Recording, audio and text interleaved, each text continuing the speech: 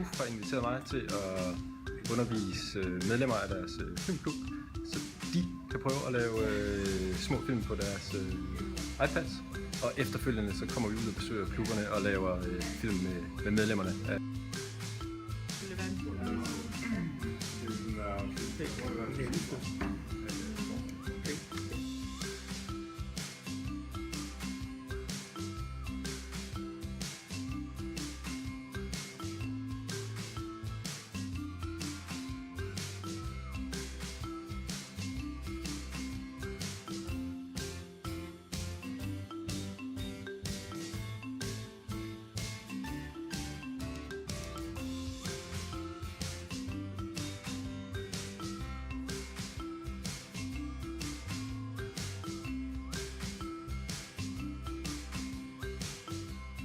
Jeg synes Kasper fra Lommefilm er enormt inspirerende, og han er god til at fortælle.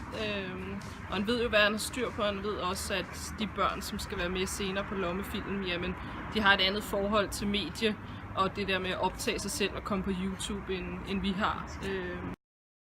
Ja, det synes jeg, det er nemt. Det, der er svært, det er jo lige at sætte det sammen til sidst. Og der havde vi altså en, der kunne det der. Altså jeg vil også sige, i forhold til det der med at bruge iPad'en, så er det jo super nemt, fordi en iPad og de redigeringsprogrammer, der ligger på, er meget intuitive. Det var jo at se dem bagefter, ikke? Jo, det er ja.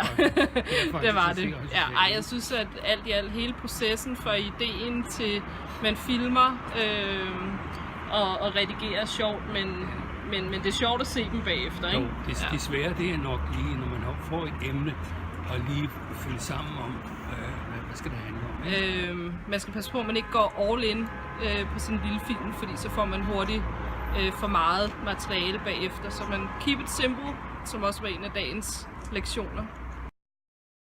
Vi lavede den, der hed Forandring. Det var sådan noget med en gammel mand, der blev spion. Vi lavede en lille legefilm med et barn, der styrer nogle heste, som så forandrer sig.